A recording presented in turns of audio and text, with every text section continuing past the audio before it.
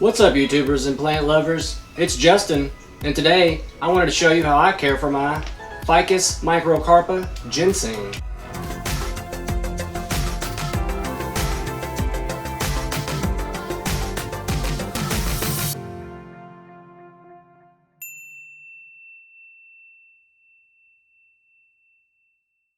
Now, you may have heard it called by its common names of the Taiwan ficus, the banyan fig, the ficus ginseng, the ginseng ficus, or the pot-bellied ficus.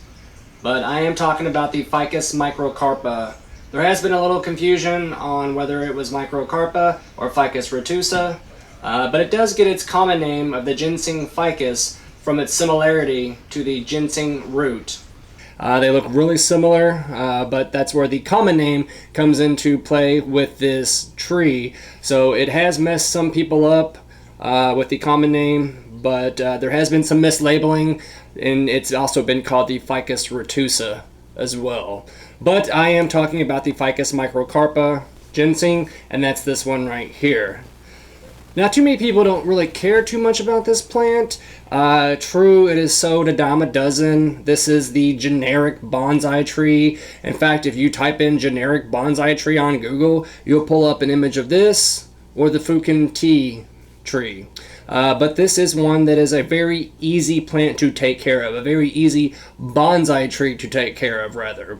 And that really just kind of comes from this plant's nature. It is very forgiving, it is very tolerant, and it doesn't need a whole bunch of light, a ton of water, or a whole bunch of humidity. But I will go over the care factors for this tree, as I always do. But I did want to give you a little bit of background information on this plant and let you know that a lot of people really kind of overlook this tree. I've had this guy a little over a year now, and he came in this really cool designer pot that I really didn't care too much for. So in a future video, I will be repotting him. But I didn't want to go ahead and do that now just because it is still at the tail end of winter, and you really shouldn't repot your bonsai trees until about spring, although he is under LED grow light, so he would be fine if I wanted to go ahead and repot him today, but I'm not going to do that for simplicity's sake, because I did want to tell you how to take care of one of these trees. I know that big box stores, even ones that don't even sell plants, sell this bonsai tree. So a lot of black thumb gardeners would even be really familiar with this tree right here. But alas, it is known mostly for its pot-bellied kind of trunk, and not really for its crown or its foliage, as other trees are.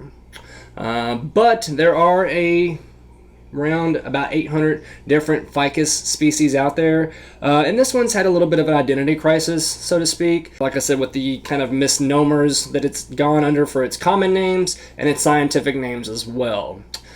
But I do have a cousin of his over here. This is my tiger bark ficus bonsai tree. I did get this online from a very reputable hobby grower, and it is a perfect tree. I love this bonsai tree right here, just because of its stout, kind of erect, grayish, kind of striped trunk, the little bit of aerial roots that he's starting to get on the sides, and his beautiful kind of dense crown. Now you can tell that these are really similar just because of their trunk structure. This guy will develop some aerial roots just like he will, but these do develop a little bit faster. These do take some time to kind of grow, and if I'm not mistaken, I think these are grafted. About half of them are grafted on two different rootstocks.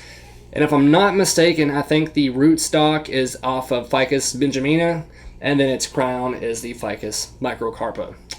Like I said, I'm not 100% sure, so if you do know that, leave a comment down there and let me know, because I would love to learn a little bit more about this tree.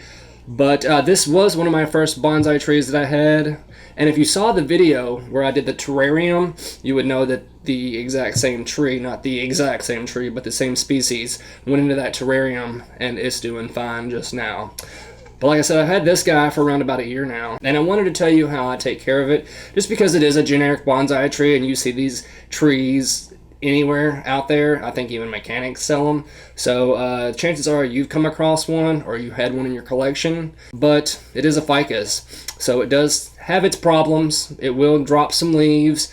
and it will have problems a little bit with some pests and disease, and I will cover that later. Now, I guess I should go ahead and tell you that this tree is native to around Southeast Asia. So places like Taiwan and Malaysia are where this tree hails from. Now, this is a tropical evergreen tree, so this tree will always have its leaves, and it is from a tropical area, kind of a subtropical area, so it does need a lot of warmth, a decent amount of light, and a decent amount of water, and a decent amount of humidity too. Now, because of its leaves, they are a little bit longer than its cousin, the tiger bark ficus, but they are really kind of waxy, just like his leaves are too, so they can kind of resist a little bit of humidity. They don't need a ton of humidity, but they do thrive under higher levels of humidity. And because of their kind of waxy coated leaves, they can tolerate lower levels of humidity, but they really will thrive under the higher levels of humidity. And to actually get aerial roots to come down and develop and get larger, higher levels of humidity around 70 to 80, 85%, actually help the development of the aerial roots. Now, I usually don't start off talking about the humidity, but I did want to go ahead and mention that just because of the time of the year that it is, and our homes are often pretty bone dry, so you always want to make sure that with other bonsai trees that you do kind of pay attention to the humidity levels, especially around this time because our homes are kind of dry. And that is something that will actually help a tree lose a lot of leaves if it's not getting the right amount of light, if it's getting infrequent amounts of waterings all the time, and it's getting low levels of humidity. Nothing will make it drop leaves quicker than those three factors right there. So if you can, just kind of make sure you use a pebble tray with some water, or you use a humidifier. I know you know that I am against spraying or misting leaves of plants, just because that doesn't really work. With the amount of humidity that these plants need, you would almost have to be there spraying every minute of every day. So you might as well just use the help of a humidifier that will kind of go ahead and put out the right amount of humidity for the entire room, and that will drastically help your plant. Or if you're not wanting to add an increased amount of humidity to the room, then you can use the pebble tray method. And all you have to do is just get your little flat tray, put some rocks on it, and you want the water to be below the rocks. You don't want the pot to be sitting in the water unless it's like a cache pot like this where it doesn't have the drainage holes that are actually making contact with the water, because if you do that, then you run the risk of letting your tree drown from all that water that your pot or your plant will soak up through the drainage holes. But if you do that route, just be aware that that only helps with smaller trees and plants.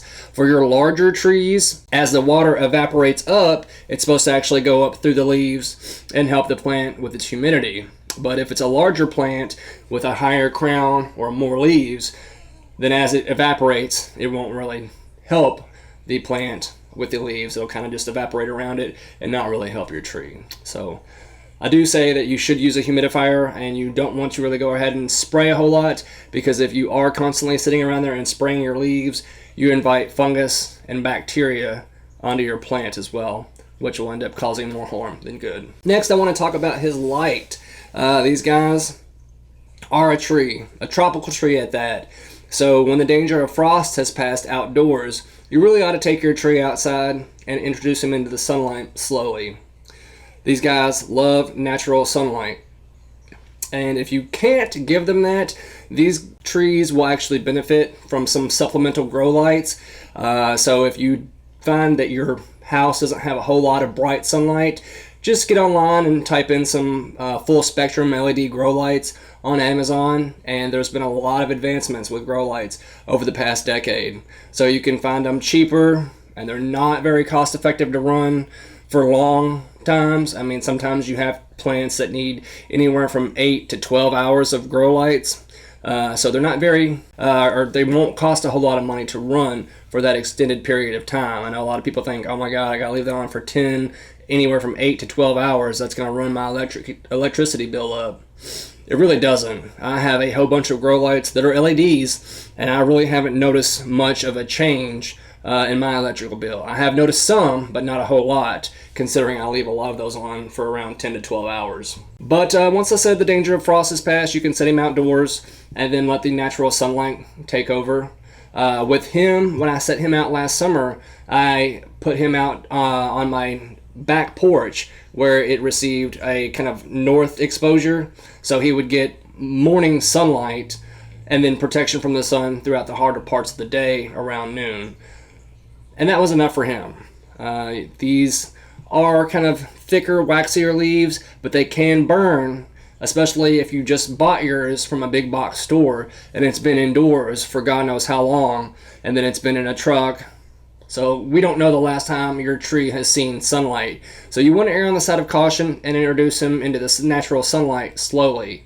Do it for around 20 minutes the first day, scooting back. Then do it for about 25 minutes the next, scooting back. Gone up to about half an hour, working on up until you get to about an hour. And then once they've been out in the sunlight for around an hour, a couple of days after that, you could probably go ahead and set them out there to get natural sunlight. But they do have to form a protective layer over their leaves to help them with all that natural sunlight. Otherwise, they will burn quickly, and if left unchecked, it can kill your plant. Water with this guy is very important. Like I said, they come from the tropics, so they are used to processing a whole bunch of water, but indoors, that can affect them differently just because they don't receive as much natural sunlight. The humidity levels may be inconsistent. The pot that it's in can be a big factor with that. If you have plastic or terracotta, there's a whole bunch of different factors when you want to talk about water your bonsai trees. First and foremost, you should always have a quick draining soil that doesn't really hold on to a whole bunch of moisture. You want the plant to be able to be held upright and erect, and then supply it with a little bit of natural compost, if you will. But the most important factor for this tree is that your soil drains relatively quickly. Now, I use a typical bonsai soil with them. Hoffman's is what I use. I just go the route of natural bonsai soil with him, and he seems happiest there. But watering, I'd say in northern Kentucky we get a decent amount of rain during the summertime, so I really don't have to water him that often. But I'd say if I hadn't had water in a couple of weeks, I'd probably water him about every 3 or 4 days, give him about 3 or 4 cups of water. You just really want to water enough until the excess drains out the bottom. And it does have a little saucer underneath, so if your saucer does start to fill up with water, you know that your entire plant's root mass has pretty much gotten water. You always want to go in a circle and wet the entire surface of the soil, and as it goes through the bottom and starts to fill up the saucer, you know all the roots have made contact with the water. If you're just watering on one side and water doesn't fully encompass the soil, you run the risk of roots not coming into contact with water and not absorbing the water, and then roots that have not come into contact with water for an extended period of time will start to die back and then cause problems with your tree. And then after about 20 minutes, you can go ahead and drain your saucer and you're good on the watering. You never really want your soil for this tree to dry out completely, so always kind of monitor it, stick your finger down in there and see if you can feel any moisture at all. If you do, then I would wait a couple of days before you give it more water, but if it seems like it's pretty dry, I would go ahead and water it. And then talking about the soil, I forgot to mention that these ficus trees do like slightly acidic soil. Anywhere from about 6.5 on up to about 7 is about slightly acidic to neutral, but they don't want it too acidic, and they definitely do not like alkaline soils. So you do want to check the acidity and make sure it's around 6.5 on up to about 7. And that would be ideal for your ginseng ficus. Fertilizing can be a tricky and touchy subject with bonsai trees. As we know, trees aren't necessarily heavy feeders, especially ones that are out in nature. I mean, ones that are growing in yards, people sometimes feed, sometimes don't. But in nature, they really aren't heavy feeders, especially if they're growing in a forest. They often have to split all that nutrients up and send it to other trees. So they're not getting a whole bunch of nutrients all the time. So you don't want to overfeed your ficus tree because they're not very heavy feeders. I think I tend to feed mine maybe about every other month if I think about it, and he's happy. I mean, look at his crown. He seems pretty full. I need to do a little bit of pruning, but I prune him back some, and he's kind of growing in a little bit fuller. These guys typically aren't really known for their ramification. Like I said, they're known more for their trunks and their root structure and their aerial roots. but some active pruning would benefit your tree as well. But yeah, I'd say about every other month I go ahead and feed mine. And I use a reputable liquid fertilizer. And always cut your fertilizer back by at least half when you go to fertilize any of your bonsai trees. Typically with some of mine, to wake them up, I will give them a light kind of diluted feeding of fish emulsion, and then throughout the rest of the year from the growing season, about every other month, I will kind of use a reputable liquid fertilizer feeder and keep these guys pretty happy. Now, as you know, these guys are in pretty shallow pots for all the mass that they have to actually feed, so they don't typically dissolve too much nutrients from their soil, but whatever's in there will get dissolved fairly quickly. So you do want to make sure that you are replacing any nutrients that are lost by feeding. And like I said, they're not heavy feeders, so as long as you're doing about every month or every other month and you dilute that back, your tree will be happy. Now, these trees are toxic to pets and the little ones, so make sure if you do have a pet running around that likes to gnaw or chew on things, or a little one, make sure that you do not have this tree where they can get into it. Just like other ficus trees, they are toxic and can cause problems if ingested, especially around the leaves. And then the other thing I want to talk about with these guys is the pest problems. They don't typically have too many problems when it comes to pests. Typically they really have a problem with like aphids in the soil or mealybugs. With disease, they are a little resilient to some diseases too. I think the only problems I've ever come into contact with is problems from overwatering. But these are really hardy kind of trees, and they're great to grow. And like I said, they are great for beginner bonsai trees, growers who are new to the hobby, because they are pretty forgiving and they don't take a whole lot in need of care. So if you're new to the hobby and you're wanting a great tree to start out with, or you're even an experienced grower and you want something that is really unique, these trees are very unique individually and with their own species, just because of their very familiar feminine qualities that I don't really look for. But as they get older and they're more mature, they will develop the aerial roots and thicker, more tuberous roots and stems that really make them really unique. And like I said, if they are kind of pruned regularly, the crowns can look really amazing, but these trees really aren't ones to be overlooked. They really are spectacular trees, but like I said, they are easy to care for, so a lot of growers really don't even want to fuss with them. But like I said, I love them, and I think they are pretty unique, and they are worth their weight and their time, because they are resilient and they are really hardy trees. Alright guys, and as always, I wanted to thank my Patreon subscribers. I wanted to give a special shout out to my top tier tree patrons like Thuyen. Thank you. I'd also like to give another shout out to my other donors like David. If you were interested in supporting my channel on Patreon, please consider it. All that money goes to helping me keep the lights on, the grow lights on, maintaining these trees and these plants, and being able to purchase new ones for newer videos. If you ever have a plant question or any problems and want to get a hold of me directly, Patreon would be the best way to do it. I'm often bogged down by messages, emails, and comments and things of that nature, so a surefire way to get a hold of me would be on there. Well guys, this has been Justin reminding you that if you can, go out and plant a tree. Let's reforest the world. And while you're at it, don't forget to leave me a comment and let me know what some of your favorite bonsai tree species are. And don't forget to hit the subscribe button or the bell next to it. That way you'll know anytime that I've uploaded a new video. You guys take it easy, have a good one, and don't forget, always plant prudently. Thank you, YouTube.